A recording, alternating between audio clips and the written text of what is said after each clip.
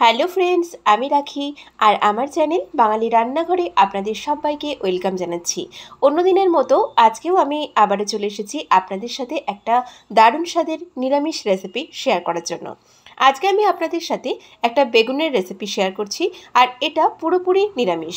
যারা নিরামিষ খেতে ভীষণই পছন্দ করেন, আশা করি আমার আজকের রেসিপিটা তাদের খুবই ভালো লাগবে। আর এটা আপনারা ভাত রুটি দুয়ের সাথেই পরিবেশন করতে পারবেন। তাহলে চলুন আজকের রেসিপিটা আমরা শুরু করি। এখানে আমি 3টে ছোট সাইজের কালো বেগুন নিয়েছি, আর বেগুনটাকে হাফ করে কেটে নিয়েছি, আর বোটাটা একটু বাঁধিয়ে রেখেছি। আপনারা চাইলে কিন্তু বড় বেগুনও একটু টুকরো করে বা গোল গোল করেও কেটে নিতে পারেন, আপনাদের পছন্দের মতো করে এটাকে কেটে নিতে পারেন। তবে এইভাবে বেগুনটাকে কাটলে কিন্তু দেখতে বেশ ভালো লাগে। তো আমি এখন এই বেগুনটাকে একটু লবণ হলুদ দিয়ে ভালো করে ম্যারিনেট করে নেব। বেগুনের মাঝখানটাও একটু কিন্তু চেরা আছে, তাতে মশলাটা বেশ ভালোভাবে যাবে, বেগুনটা খেতে বেশ সুন্দর লাগবে। এবারে এর মধ্যে কয়েকটা দানা চিনিও ছড়িয়ে দিলাম, তাতে বেগুনটা ভাজার সময় কিন্তু তেলটা একটু কম টানে।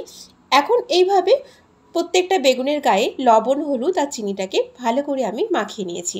এখন এই ম্যারিনেট করা বেগুনটাকে আমি প্রায় 15 থেকে 20 মিনিট রেখে দিলাম। এবারে কড়াইতে দিয়ে দিচ্ছি বেশ কিছুটা রিফাইন্ড তেল। আপনারা চাইলে কিন্তু রান্নাটা সর্ষের তেলেও করতে পারেন।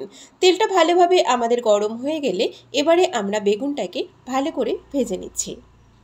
আমার করা সাইজটা যেহেতু একটু ছোট, তাই জন্য কিন্তু একবারে বেগুনগুলোকে সব একসাথে ভাজা যাবে না, আমি দুবারে বেগুনগুলোকে ভেজে নিচ্ছি। বেগুনগুলোকে কড়াইতে তেলের মধ্যে দিয়ে এটাকে আমি ঢেকে দিলাম 2-3 মিনিটের জন্য, তাতে বেগুনটা আমাদের ভাজাও হয়ে যাবে, আবার বেশ সুন্দর নরমও হবে। তো দেখুন আমাদের বেগুনের কিন্তু এক সাইড মোটামুটি অনেকটাই ভাজা হয়ে গেছে। এখন এগুলোকে উল্টিয়ে দিচ্ছি, আর ঠিক এইভাবেই ঘুরিয়ে ফিরিয়ে একটু বাদামি রং করে আমি বেগুনগুলোকে ভেজে নিচ্ছি। তো আমাদের এই বেগুনগুলো কিন্তু ভাজা হয়ে গেছে।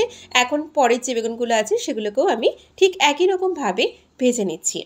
এখন শীতের শুরুতেই কিন্তু বাজারে অনেক ধরনের সবজি উঠে গেছে, আর এই টাইমে কিন্তু বেগুন, ফুলকপি, বাঁধাকপি এই ধরনের সবজিগুলো খেতেও খুবই ভালো লাগে। এবারে আমি এই যে বাদবাকি তেলটা ছিল তার মধ্যে দিয়ে দিলাম একটা মিডিয়াম সাইজের টমেটো। টমেটোটা যাতে তাড়াতাড়ি আমাদের সেদ্ধ হয়ে যায়, এবারে এর মধ্যে দিয়ে দিলাম কিছুটা পরিমাণ লবণ। এখন এই টমেটোটাকে আমি বেশ কিছুক্ষণ তেলের মধ্যে ভালো করে নাড়াচাড়া করে নিচ্ছি। দেখুন টমেটোটা কিন্তু আমাদের বেশ ভালো গলে গেছে। এবারে এর মধ্যে আমি কিছুটা পরিমাণ 1 চা চামচ মতো দিয়ে দিলাম আদা বাটা। আদাটাকেও ভালো করে টমেটোর সাথে একটু মিক্সড করে নিলাম। এবারে এর মধ্যে কিছু গুঁড়ো মশলা আমি দিয়ে দিচ্ছি এর মধ্যে কিছুটা পরিমাণ জল। যেহেতু গুঁড়ো মশলা দেবো তার জন্য কিন্তু সামান্য পরিমাণ একটুখানি এর মধ্যে জল দিয়ে দিলাম। এবারে এর মধ্যে দিয়ে দিচ্ছি 1 চা চামচ জিরে গুঁড়ো, 1 চা চামচ ধনে গুঁড়ো, 1 চা চামচ বা হাফ চা চামচও দিতে পারেন আপনারা। দিয়ে দিলাম এর মধ্যে অল্প পরিমাণে একটু কাশ্মীরি রেড চিলি পাউডার, একটু সুন্দর কালারের জন্য, তবে এটা একেবারেই অপশনাল, আপনারা কিন্তু নাও দিতে পারেন। দিয়ে দিলাম হাফ চা চামচ মতো একটু হলুদ গুঁড়ো, স্বাদ মতো একটু লবণ দিয়ে দিলাম। এখন এই মশলাটাকে একটু আঁচটাকে কম করে ভালো করে নাড়াচাড়া করে কষিয়ে নিচ্ছি। আপনারা তো অনেক ধরনের বেগুনের রেসিপি বানিয়ে থাকেন, তবে আমার রিকোয়েস্ট আপনারা অবশ্যই একদিন এটা বাড়িতে বানিয়ে খাবেন। এবারে এর মধ্যে দিয়ে দিলাম প্রায় 2 টেবিল চামচ মতো একটু নারকেল কোড়া, আর এই মশলাটার সাথে নারকেল কোড়াটাকেও ভালো করে আমি একটু মিক্স করে নিচ্ছি। এই নারকেলটা দেওয়ার কারণে কিন্তু এই বেগুনটার খুবই সুন্দর একটা টেস্ট আসে। এটাতে পেঁয়াজ রসুন দেওয়া নেই, তবুও কিন্তু এটা খুবই ভালো লাগে। এবারে এর মধ্যে দিয়ে দিলাম প্রায় 1.5 টেবিল চামচ মতো কাঁচা লঙ্কা আর পোস্ত বাটা, আর এই জারটাকে ধুয়ে সামান্য পরিমাণে একটু জল দিয়ে আবারও সব মশলা ভালো করে এইভাবে মিশিয়ে নিচ্ছি। এই বেগুনের রেসিপিটা কিন্তু এতটাই সুস্বাদু হয়, আপনারা পেঁয়াজ রসুনের রেসিপি ছাড়াও এই রেসিপিটা কিন্তু খেতে আপনাদের খুবই ভালো লাগবে। দিয়ে দিলাম স্বাদ মতো একটু চিনি।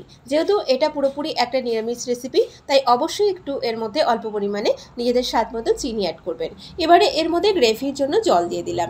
জলের পরিমাণ কিন্তু একদমই কম লাগবে, যেহেতু বেগুনটা আমাদের আগে থেকেই ভাজা আছে, আর বেগুন সেদ্ধ হতেও বেশি সময় লাগে না, তাই জন্য এর মধ্যে আমি অল্প করে একটু জল দিয়ে দিলাম। এবারে এর মধ্যে কয়েকটা চেরা কাঁচা লঙ্কা দিয়ে দিলাম। আবারও বলছি, আপনারা আপনাদের নিজেদের স্বাদ মতো এই ঝালটা অ্যাড করবেন। এখন ঝোলটা একটু ফুটে উঠলেই এর মধ্যে ভেজে রাখা এই বেগুনগুলোকে দিয়ে এটাকে মোটামুটি আর 3 থেকে 4 মিনিট মতো রান্না করলেই আমাদের এই অসাধারণ নিরামিষ বেগুনের এই রেসিপিটা কিন্তু তৈরি হয়ে যাবে।